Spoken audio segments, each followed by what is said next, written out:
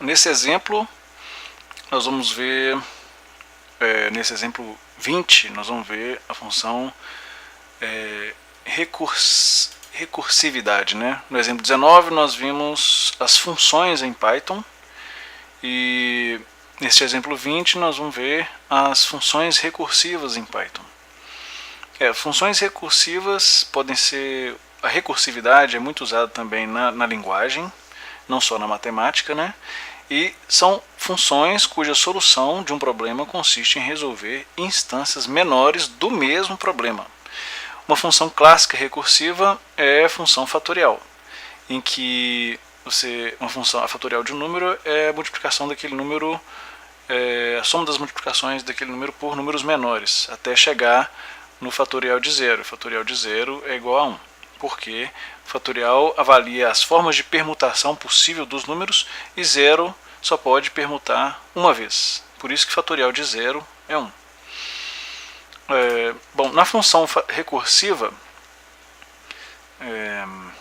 vamos aqui implementar uma função recursiva. Aqui nós definimos a função fatorial e como argumento um parâmetro n. E aí, quando a função fatorial for chamada, ela vai falar assim, ó, fatorial foi chamado com n igual a... Como ele imprime uma string, ele vai transformar o n, o número aqui, numa string para imprimir uma string. Então, igual a n em formato de string. E aí, se o n é igual a zero, ou seja, a condição de parada é quando esse fatorial atinge a menor conta possível. Nesse caso aqui, a função original, no caso n é igual a zero, retorna 1. Se não n for maior do que zero, o resultado irá receber n, que é o valor original passado, vezes a mesma função fatorial multiplicado pelo argumento n-1.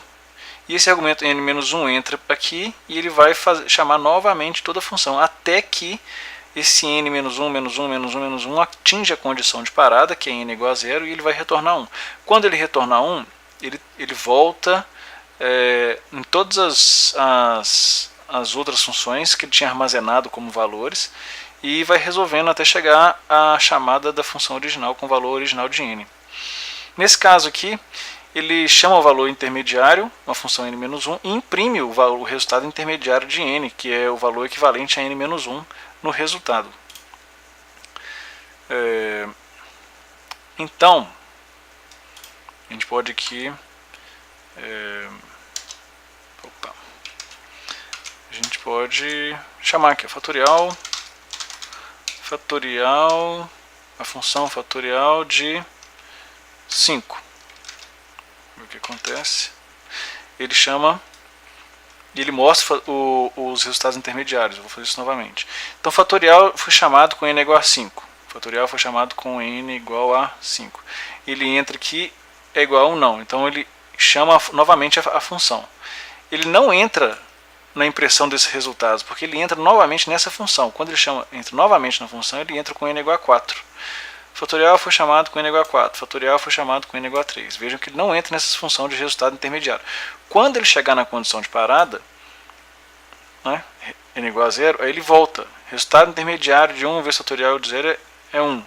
Depois, valor de 2. Resultado intermediário de n fatorial de 2 é igual ao resultado fatorial de 1, vezes, que é 2. 2 vezes fatorial de 1, 3 vezes fatorial de 2, 4 vezes fatorial de 3, 5 vezes fatorial de 4, e aí atinge a condição de parada. Uma outra forma de implementar esse fatorial então definimos uma outra função autofatorial. Resultado é igual a 1 para for i in range 2 até n mais 1, e eu vou determinar o n aqui. Vejam que no range a gente tem que colocar o n mais 1, né, na função range, e aqui é a origem e o destino, para n mais 1 para ser igual ao valor de n, né? Então você tem o resultado é igual ao resultado multiplicado por aquele elemento, e aí retorna o resultado.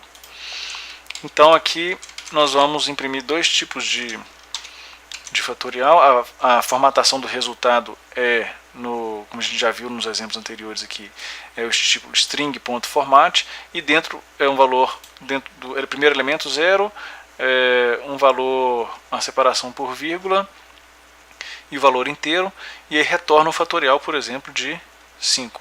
E a gente vai ver o resultado das duas funções. A primeira função que a gente definiu é a função fatorial, e a segunda função é outro fatorial, que é uma forma alternativa de chamar a mesma função. Então aqui a gente chama as duas e mostra aqui o resultado. Então aqui ele imprime os valores do fatorial, e o valor dos dois fatorial é igual a 120. Duas formas de chamar a mesma função. Uma função clássica também que adota a função de recursividade são os números Fibonacci. Então aqui tem um exemplo dos números Fibonacci em forma de quadrado, uma questão visual, né? Cadê? Então você tem primeiro elemento, segundo elemento 1, 1 mais 1, 2, 2 mais 1, 3, 3 mais 2, 5, 5 mais 3, 8, 8 mais 5, 13, 13 mais 8, 21, e assim sucessivamente, formando até figuras, pinturas, etc., lá, como descrito lá no código da Vinci, lá, famoso. Então a série Fibonacci se o n é igual a 0, retorna 0. Se não, se ele for igual a 1, retorna 1. Se não, você retorna a soma dos dois últimos números. E a soma dos dois números, os últimos números, é a função Fibonacci com n-1 mais n-2. Uma outra forma. E o que acontece nesse caso aqui, né? Então vamos supor que a gente tivesse a função fib, né? Fib, que é essa daqui, 5. Chamando o número 5. Então aqui a gente tem um exemplinho.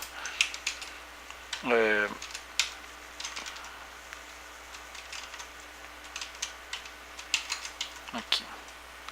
Quando a gente chama a função Fibonacci de 5, ele chama duas novas outras funções. f-1, fn-1 mais fn-2. Quando ele chama duas novas funções, ele abre dois novos espaços, vamos dizer assim, na memória do computador, e ele vai chamar aquela função, que vai chamar mais duas novas funções, aquela outra função também vai chamar mais duas novas funções, e vai ramificando, e vai ocupando muito espaço e muita memória do computador. Existe uma forma mais, um algoritmo implementado de uma forma mais eficiente, né? Por isso aí os projetos de algoritmos que buscam eficiência computacional. Essa nova forma de implementação você implementa duas variáveis, old e new, então a velha e a nova, recebem 0 e 1. Se n é igual a 0, retorna 0. E aí para ir em range até o n-1, old recebe o new, então o número antigo recebe o número novo, e o número novo recebe o número antigo mais o novo. Return new. Por que isso é mais rápido? Não cabe aqui explicar, e não é a função desse curso aqui. Entender a lógica de que você tem aqui uma outra forma de implementar essa função Fibonacci, né? A recursividade realmente ela consome mais memória de computador. Então nós vamos rodar aqui, vamos colocar um print, depois um enter, né, um print vazio.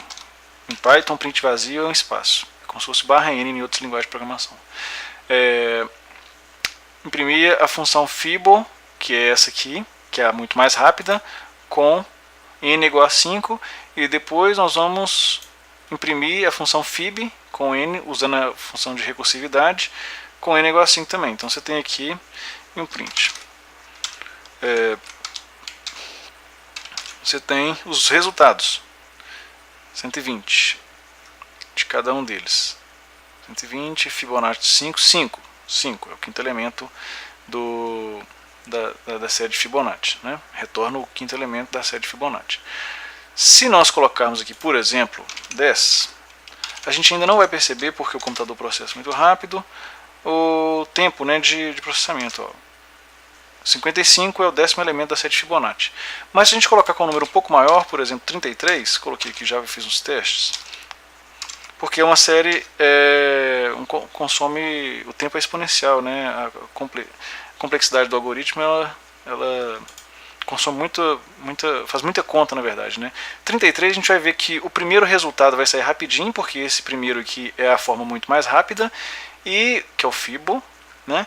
E o Fib, a função Fib, usando o mesmo parâmetro 33, ele vai levar mais tempo do que essa primeira. Então vamos ver aqui, ó, vou rodar, já gerou o resultado, 35, nananã, e nós estamos esperando, agora sim ele gerou outro resultado. Se a gente colocar 35, ele vai levar bem mais tempo. Então, rodando, ele gerou o resultado 92, 27, 465, e a gente está esperando o computador processar o outro valor lá, 92, 27, 465, com a função Fib, ok? Voltar aqui para 5, para ficar rapidinho. O objetivo aqui não é esperar o computador fazer conta. A gente pode usar Fibonacci também com classes, e aí tem uma série de Fibonacci que é uma série de Lucas também, outro teórico italiano, assim como Fibonacci, que usa os argumentos 2 e 1. Esse aqui. Uma classe Fibonacci, então a classe ela vai criar, depois de classe a gente cria os objetos, são as instâncias, né, da classe. E aí essa classe ela é iniciada, tem uma função de inicializar, que recebe o primeiro elemento 0, o segundo elemento 1. E aí self recebe esses valores para a memória no elemento 0, o elemento i1, e na posição 1, o elemento i2. E aí a chamada da função Fibonacci, definida aqui na classe, ela chama, na função call, tem a função self, chama ele mesmo, e o n. Se o n not in self.mem, ou seja, se ele não chegar nessa condição aqui de parada, que é o 0 e 1, então ele vai chamar uma função self.memo n, irá receber a chamada dessa função call, ou seja, uma recursividade com n-1 mais self.call n-2 e retornar o resultado de memo. Então aqui nós vamos implementar a função Fib e a função Lucas, né? Fib é a Fibonacci original com elementos 0 e 1, e a série de Lucas seria equivalente à função Fibonacci com os elementos 2 e 1. E aí para o i fazer um loop de 1 até 16, quais são os resultados, a gente já imprimiu aqui os resultados, dos valores da série de Fibonacci e a série de Lucas para cada um desses elementos. Aqui nós temos aqui 16, que vai até de 1 a 15, né?